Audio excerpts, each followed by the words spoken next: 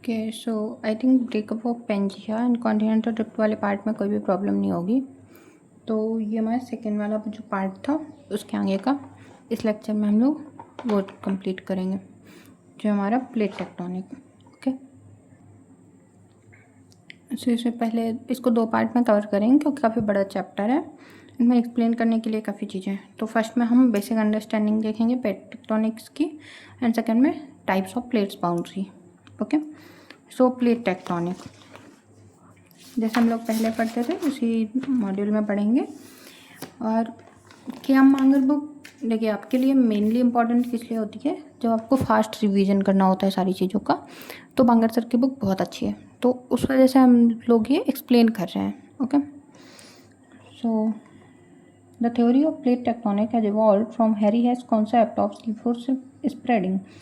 He proposed his concept in early 1960s.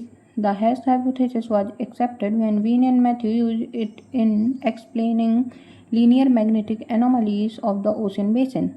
In 1967, W. J. Morgan and J. T. Wilson extended the idea of Hess and produced the theory of plate tectonics. The factors which led to the theory of plate tectonics were mapping of the ocean floor, study of seismic data, pattern of anomaly of Earth's magnetic field. This theory has now offered explanation of many of complex geological processes such as volcanic activity, earthquake, mountain building, and continental drift. So, अब इस पूरे उससे points क्या क्या आप note down कर सकते हो, जैसे फर्स्ट पॉइंट एक second. Okay, so first point क्या आप इससे नोट डाउन कर सकते हो कि सी फ्लोर स्प्रेडिंग कॉन्सेप्ट किसने दिया था।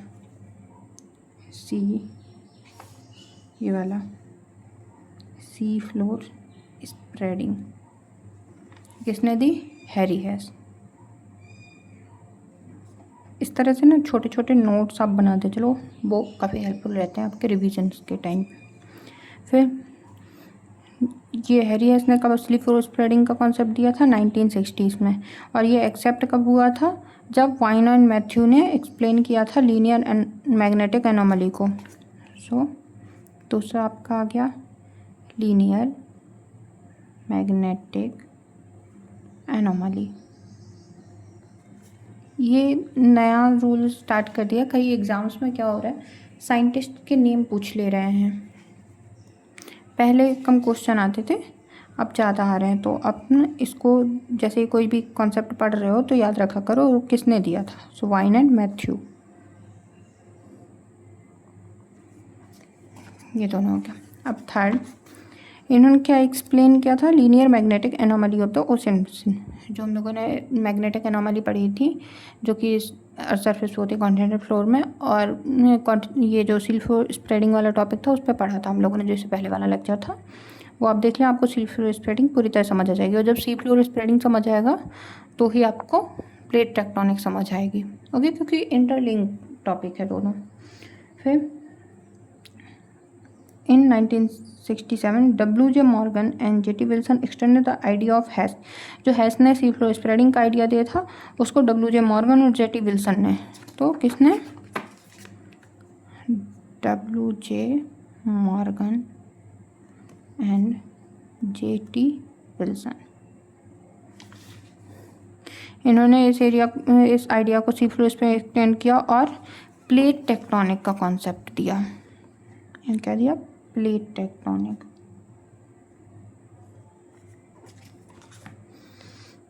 और प्लेट टेक्टोनिक है जो वो यूज किस किस चीज़ को एक्सप्लेन करने में आ रही है, मैपिंग ऑफ सी फ्लोर में आ रहा है, study of seismic data, patterns of anomaly of earth magnetic field. अब जब प्लेट टेक्टोनिक का कॉन्सेप्ट हमारा क्लियर हो गया तो क्या हमें समझ है, किन चीज़ों के बारे में पता चला हमें, किन किन चीज़ों को एक्सप्लेन किया, जो हमारे वॉल्केनिक एक्टिविटी, अर्थक्वेक और माउंटेन बिल्डिंग प्रोसेस हैं, कॉन्टिनेंटल ड्रिफ्ट की प्रोसेस है, उनको एक्सप्लेन किया। अब प्लेट्स कितने टाइप की होती हैं, तो first one is crystal plates. The entire earth surface is compose of several rigid but relatively thin plates. जो हमारा अर्थ है उसकी पूरी की पूरी इंटायर, ये अर्थ है, अर्थ के पूरे इंटायर सरफेस किससे कंपोज्ड है, rigid but relatively thin plates. Rigid का मतलब क्या होता है कि कोई मान लो लैंड मास है, कोई भी कॉन्टिनेंटल मास है, कोई भी लिथोस्फीयर का पार्ट है जो कि मूव कर रहा है पर डिफॉर्म नहीं हो रहा है, इंटरनल डिफॉर्मेशन शो नहीं कर रहा है। ऐसा नहीं होगा कि इंटरनल डिफॉर्मेशन जीरो हो पर निगलेक्ट होता है, तो उसको हम रिजिड बोलते हैं। सो रिजिड है और थिन प्लेट्स हैं। These plates are between 100 and 150 kilometre thick and carry both continental and oceanic crust with them. तो ये जो भी आपकी प्लेट है, क्रिस्टल प्लेट्स हैं, उनकी क्या है, थिकनेस। तो इसको आप नोट कर सकते हो, थिकनेस ऑफ क्रिस्टल प्लेट। ऐसे जब छोटी छोटी चीज़ें आप नोट करोगे ना, तो उससे क्या फ़ायदा होगा कि पूरी की पूरी आपको, जब बुक एक बार आप रीड कर लोगे तो बहुत कम पार्ट बचेगा आपको रिवाइज करने के लिए। They can carry both continental and oceanic crust with them. They are continuous in motion with respect to each other. अब जो ये प्लेट्स हैं, ये क्या करती हैं, एक दूसरे के रिलेटिव में मोशन करती हैं कि ये प्लेट है, प्लेट नंबर 1, ये प्लेट नंबर 2, तो ये ऐसे मूव कर रही है, ऐसे दूर मूव कर रही है, या फिर ऐसा कंप्रेशन शो कर रही है। ओके, सो इस तरीके से मूव करती हैं। These plates vary in size. There are about 20 crystal plates on Earth's surface, out of which 7 are very large. ये नंबर चेंज हो चुका है, आई थिंक 22 है, एक बार आप चेक कर लीजिएगा, आई थिंक 22 है। Out of which 7 are very large. The large plates are North American plate, South American plate, Eurasian plate, African plate, Indo-Australian plate, Pacific plates and Antarctic plates. So कभी कभी इन plates के जो large plates हैं उनके नाम पूछ लेता है, तो हो सके तो आप याद रखिएगा। ओके, ये जो लार्ज प्लेट्स हैं इनकी लोकेशन अभी मैप में देखते हैं। तो ये हमारी लार्ज प्लेट है, लार्ज प्लेट्स के नंबर कितने हैं, 7, और बाकी जो प्लेट्स हैं वो स्मॉलर प्लेट्स हैं। ओके,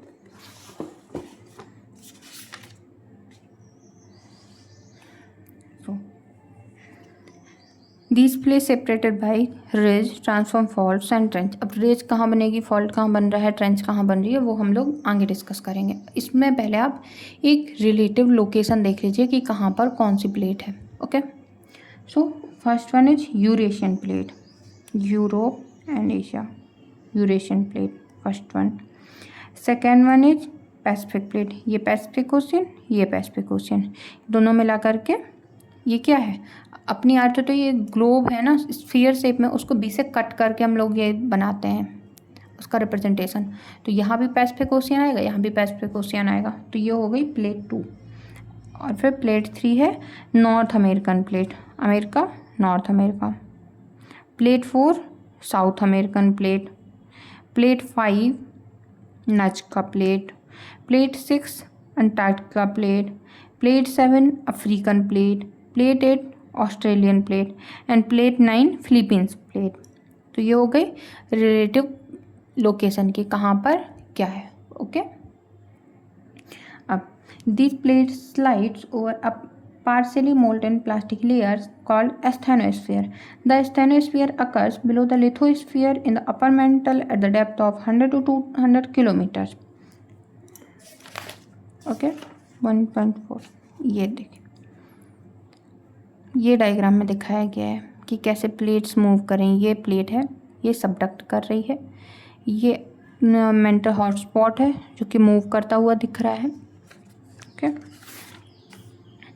तो ये प्लेट क्या करती हैं, एक दूसरे के साथ में स्लाइड करती हैं। किसके ऊपर स्लाइड कर रही हैं, मतलब एक आपका नीचे, जो हम लोगों ने internal structure of the earth देखा था इसको कुछ टाइम पहले, ये तो यहाँ पे एस्थेनोस्फीयर था। एस्थेनोस्फीयर कैसा था, पार्शियली मोल्टेन स्टेट में था। मोल्टेन स्टेट के ऊपर जो सॉलिड और रिजिड प्लेट्स थी वो फ्लोट कर रही थी, कैसे, जैसे लकड़ी फ्लोट करती है। ये सारी चीज़ें हम लोगों ने प्रीवियस लेक्चर्स में किम्बांगर सीरीज के देखे हैं, तो आप लोग अगर ये लेक्चर्स नहीं पढ़े हैं तो जाके देख लीजिएगा एक बार के। ये सारी चीज़ें जो भी आ रही हैं ये सब पढ़ चुके हैं, इसलिए हम थोड़ा स्पीड में इसको हटाते जा रहे हैं।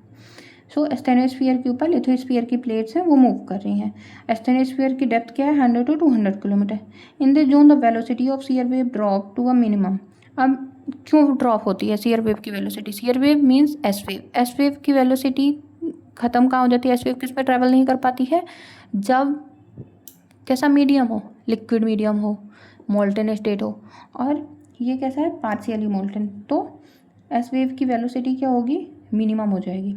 इट्स प्लास्टिक बिहेवियर में be due to increase temperature and pressure existing at great depth. और ये बिहेवियर क्यों शो कर सकता है, मे बी, कन्फर्म नहीं बोल रहे हैं, मे बी ऐसा हो सकता है कि ये बहुत ज़्यादा टेम्परेचर और प्रेशर की वजह से हो रहा होता है। Asthenosphere is believe to be site of convection sales.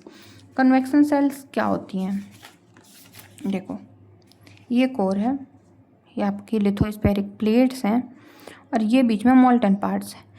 इनके लिए जो फोर्स एक्ट करता है इन्हें मूव कराने के लिए, वो क्या होता है, एक सर्कुलर इस तरीके से कन्वेक्शन सेल डेवलप होती हैं। जैसे अगर आपने ओशेनोग्राफी पढ़ी हो तो उसमें हेडली सेल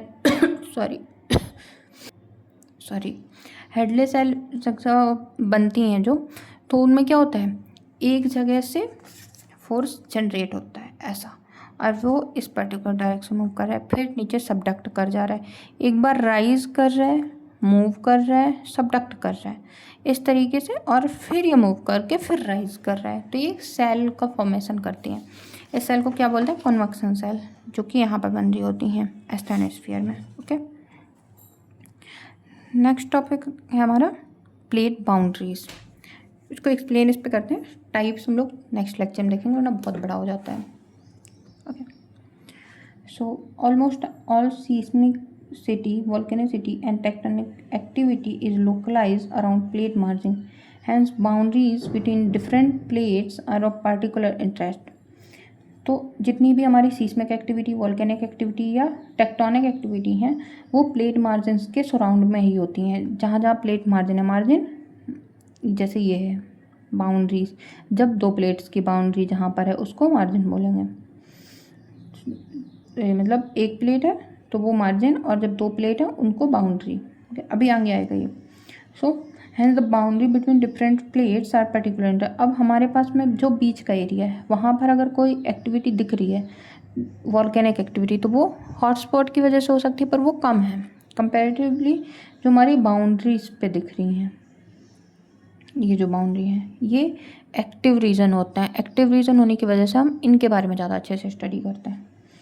ओके, सो कैसे कैसे ये रिलेटिव मोशन शो करती हैं एडजेसेंट टू प्लेट्स के साथ में। मतलब जैसे कोई एक ये प्लेट है, कोई इसके एडजेसेंट ये दूसरी प्लेट है, तो प्लेट 1 प्लेट 2 के रिलेटिवली कैसा मोशन करती है उसके बेस पे प्लेट्स को 3 ग्रुप में क्लासीफाई किया गया, divergent, convergent and transform fault boundaries. Let us distinguish between a plate boundary and a plate margin. So plate boundary और प्लेट मार्जिन के बीच में क्या डिफरेंस होता है। So the zone of motion between two plates is called plate boundary and the marginal part of a single plate is called plate margin. तो जो zone of motion है between two plates उसको बोलते हैं plate boundary. लिख लेंगे, zone of motion between two plate, plate boundary. और जो कोई मार्जिनल पार्ट है किसका, सिंगल प्लेट का, मान लो ये अफ्रीकन प्लेट है, ये यहाँ पर साउथ अमेरिकन प्लेट है, साउथ अमेरिकन अफ्रीकन प्लेट के बीच में ये जो लाइन है ये क्या है, बाउंड्री है। पर अगर हम सिर्फ साउथ अमेरिकन प्लेट देखें, सॉरी हमने शायद साउथ अफ्रीकन बोला था, साउथ अमेरिकन प्लेट, अगर हम सिर्फ साउथ अमेरिकन प्लेट को देखें, अफ्रीकन प्लेट को ना देखें, तो ये इसकी मार्जिन है। ओके, सो सिंगल प्लेट में क्या होता है, and in single plate is plate margin.